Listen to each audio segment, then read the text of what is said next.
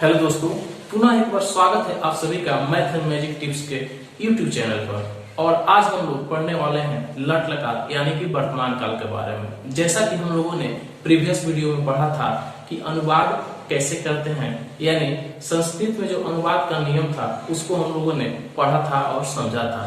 यानी अनुवाद के नियम में कुछ टर्म्स से जैसे कि कर्ता, क्रिया, पुरुष और वचन इत्यादि के बारे में हम लोगों ने समझा था। चलिए आज हम लोग समझेंगे लट लकार यानी कि वर्तमान काल में अनुवाद को हम लोग कैसे करते हैं। नियम हम लोग का वही रहेगा जो अनुवाद का सामान्य नियम था कि कर्ता जिस पुरुष और जिस वचन का हो, क्रिया भी हम लोग उसी पुरुष और उसी वचन की करेंगे।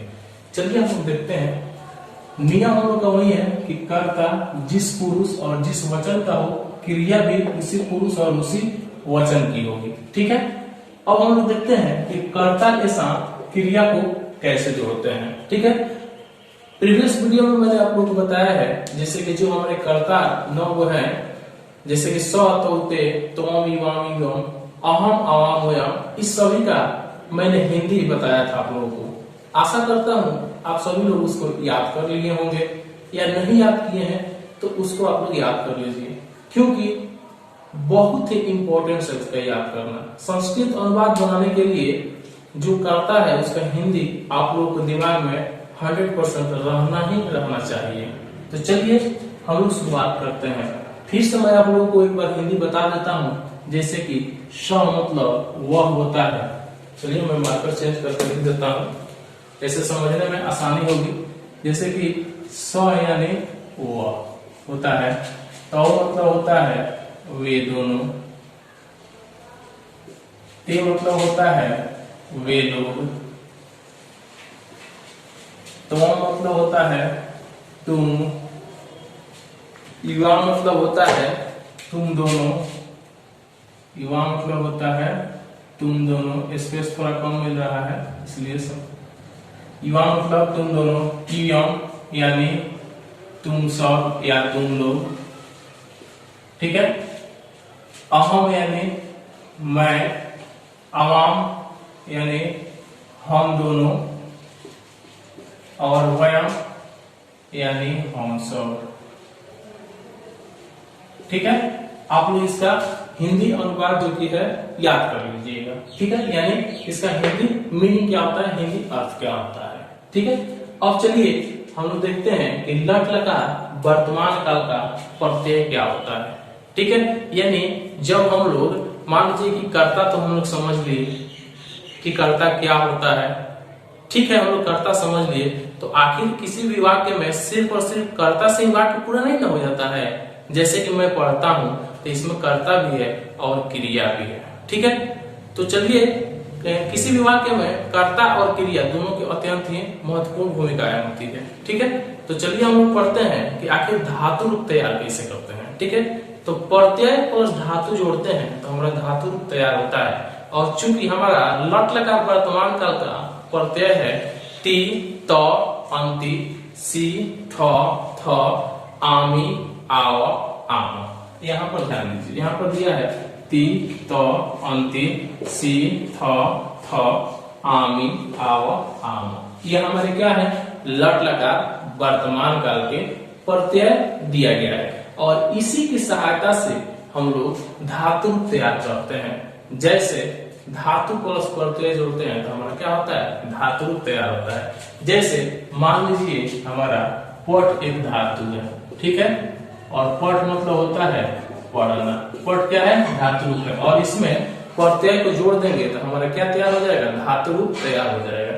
ठीक है, तो यहाँ पर ध्यान दीजिए, पट में ती जोड़ा गया है तो पढ़ती आया है, पट में त जोड़ा गया है तो पठत, पठंती, पठसी, पठत, पठक, पठामी, पठाव, पठामा। ठीक है, जैसे कि यहाँ पर ध्यान दीजिए दिया है ती, त, अंति, सी, थ, थ, आमी, आव, आम, ऐसे दिया है।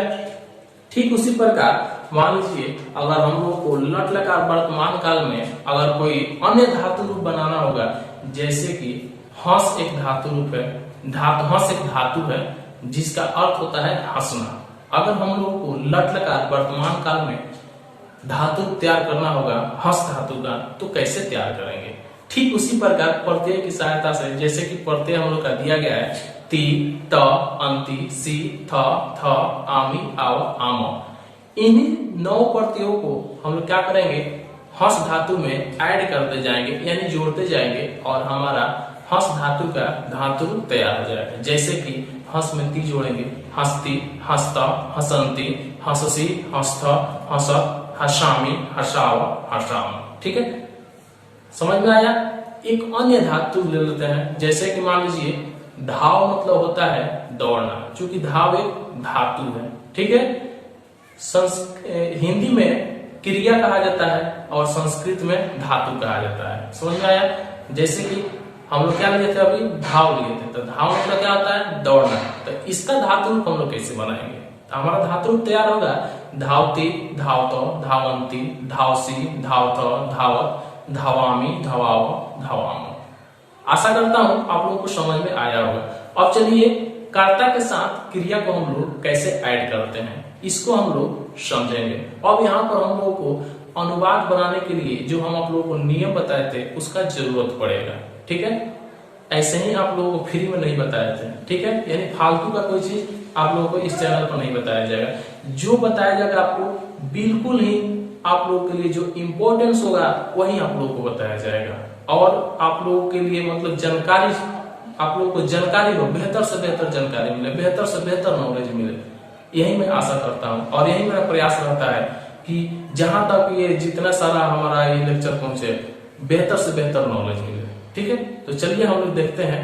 जैसे कि नियम की जरूरत पड़ेगी कि कर्ता जिस पुरुष और जिस वचन का हो, क्रिया भी उसी पुरुष और उसी वचन की होगी। ठीक है, समझ में आया। अब देखिए, जैसे में हम लोग को बोले थे ना कि आप लोग को जब अनुवाद बनाया जाएगा, तो अनुवाद बनाते समय हम लोग का नियम जो होगा उसकी आवश्यकता पड़ेगी, और उसी के अकॉर्डिंग हम लोग क्या करेंगे, अनुवाद को बनाएंगे। जैसे यहाँ पर दिया है कि वह पढ़ता है। सबसे पहले हम लोग को क्या करना है, शुरू में ही आप लोग को बताए थे, सबसे पहले हम लोग क्या करेंगे, कर्ता की पहचान करेंगे। किसकी पहचान करेंगे, कर्ता की पहचान करेंगे, और उसके बाद से हम लोग क्रिया की पहचान करेंगे। ठीक है, और तब जाके हम लोग क्या करेंगे, अनुवाद को बनाएंगे। ठीक है, तो चलिए सबसे पहले हम लोग कर्ता की पहचान करते हैं। तो चूंकि हमने आप लोगों को बताया था कि जो काम को करता है उसे हम लोग कर्ता कारक कहते हैं, या काम करने वाले को कर्ता कारक कहते हैं, या जो क्रिया का संपादन करता है यानी शुरुआत करता है उसे हम लोग क्या कहते हैं, कर्ता कारक कहते हैं। अगर ऐसे समझ में नहीं आया तो मैंने आप लोगों को बताया था कि किसी भी वाक्य में कौन प्रश्न लगाकर उसमें प्रश्न करेंगे, और जो हमारा उत्तर आएगा वही हमारा हो जाएगा कर्ता। ठीक है, जैसे यहाँ पर दिया है कि वह पढ़ता है। ठीक है, मैंने आप लोगों से पूछा कि कौन पढ़ता है, आप लोगों का जवाब आएगा वह, यानी कि वह पढ़ता है, तो वह आपका क्या हो जाएगा, कर्ता हो जाएगा। नेक्स्ट दिया है राम हंसता है। मैं आप लोगों से पूछता हूं कि कौन हंसता है, आपका आंसर आएगा, आपका उत्तर आएगा कि राम हंसता है, तो हमारा राम यहाँ पर क्या हो जाएगा, कर्ता हो जाएगा। फिर मैंने आप लोगों से पुनः पूछता हूं कि कौन दौड़ता है, जो आपका आंसर आएगा मोहन, आपका क्या हो जाएगा, कर्ता हो जाएगा। ठीक है, उसके बाद से हम लोगों को क्रिया की पहचान करने के लिए क्या करते हैं, मैंने आप लोगों को यह भी बताया था कि किसी भी वाक्य में कौन सा काम हुआ है यह उस वाक्य से पूछेंगे, और जो हमारा उत्तर आएगा वही हमारा क्रिया हो जाएगा।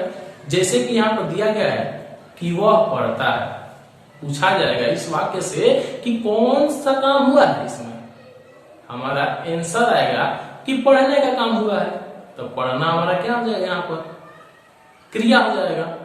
ठीक उसी प्रकार नेक्स्ट में आपका दिया है कि राम हंसता है, कौन सा काम हुआ है, हंसने का ना, तो हमारा हंसना क्या हो जाएगा, क्रिया हो जाएगा। मोहन दौड़ता है, कौन सा काम हुआ है, दौड़ने का, दौड़ना क्या हो जाएगा, क्रिया हो जाएगा। चलिए आशा करता हूं कि आप लोग को कर्ता और क्रिया फिर से एक बार समझ में आ गया होगा। अब आप लोगों को कर्ता और क्रिया की पहचान करने में किसी भी प्रकार की कोई भी कठिनाई नहीं होगी। ठीक है, अब चलिए हम लोग अनुवाद करते हैं। ठीक है, यानी अनुवाद हम लोग बनाते हैं, जैसे कि वह पढ़ता है। और यहाँ पर आप लोगों को जरूरत होगा कि आखिर वह का संस्कृत क्या होता है, इसीलिए मैंने आप लोगों को बोला था और पहले वीडियो बनाकर आप लोगों को दे भी दिया कि जितने भी करता है उन सभी का हिंदी अर्थ यानी हिंदी मीनिंग क्या होता है यह याद करना काफी इंपॉर्टेंस है। जैसे कि स मतलब वह होता है, तो मतलब वे दोनों होते हैं, ते मतलब वे लोग होते हैं, इत्यादि इत्यादि। ठीक है, तो चलिए वह पढ़ता है, तो यानी सबसे पहले एक नंबर का होगा स। स मतलब क्या होता है, वह होता है। अब इस वाक्य से पूछेंगे कि आखिर स कौन सा पुरुष और कौन सा वचन है, तो यहाँ पर ध्यान दीजिए, यहाँ पर स दिया है ना, तो स हमारा कौन सा पुरुष कौन सा वचन है, तो स हमारा देखिए यहाँ पर प्रथम पुरुष का है, ये तीनों स बोलते हैं, तो पूछा किसका जा रहा है, स का पूछना है ना, तो स हमारा प्रथम पुरुष में है और कौन सा वचन में है, एक वचन में है ना। तो नियम कहता है कि कर्ता जिस पुरुष और जिस वचन की होगी, क्रिया भी उसी पुरुष और उसी वचन की होगी। तो चूंकि कर्ता हमारा प्रथम पुरुष एक वचन का है, तो इसके साथ क्रिया का भी समन्वय जो हम लोग करेंगे वो किसका करेंगे, प्रथम पुरुष एक वचन का ही करेंगे। तो यहाँ पर देखिए, जैसे कि वह पढ़ता है, तो पठ धातु का तो चूंकि यहाँ पर लिखा जा चुका है, तो पढ़ना का यहाँ पर प्रथम पुरुष एक वचन में क्या दिया है, आपका पठती दिया है, तो स पठती आपका हो गया, वह पढ़ता है। नेक्स्ट में दिया है राम हंसता है, राम का हो जाएगा संस्कृत राम। ठीक है, क्योंकि रामा का प्रथम पुरुष एक वचन का है, इसके साथ क्रिया भी हम लोग प्रथम पुरुष एक वचन का करेंगे। तो हंसता यानी ती में हम लोग अगर वर्तमान काल का बनाएंगे, हमारा ती प्रथम पुरुष एक वचन में जोड़ेंगे तो क्या हो जाएगा, आपका हंसती हो जाएगा, राम हंसती यानी राम हंसता है। मोहन दौड़ता है, 3 नंबर में हो जाएगा मोहना, और यह भी आपका चूंकि प्रथम पुरुष एक वचन का है, तो दौड़ना क्या होता है, धाव मतलब दौड़ना। तो चूंकि हम लोग लट लकार वर्तमान काल का बना रहे हैं, तो लट लकार वर्तमान काल के प्रक्रिया में आएंगे और देखेंगे कि प्रथम पुरुष एक वचन में आपका क्या है, तो प्रथम पुरुष एक वचन में आपका प्रत्यय ती है, तो ठीक उसी प्रकार धाव में ती जोड़ेंगे तो क्या हो जाएगा, धावती हो जाएगा।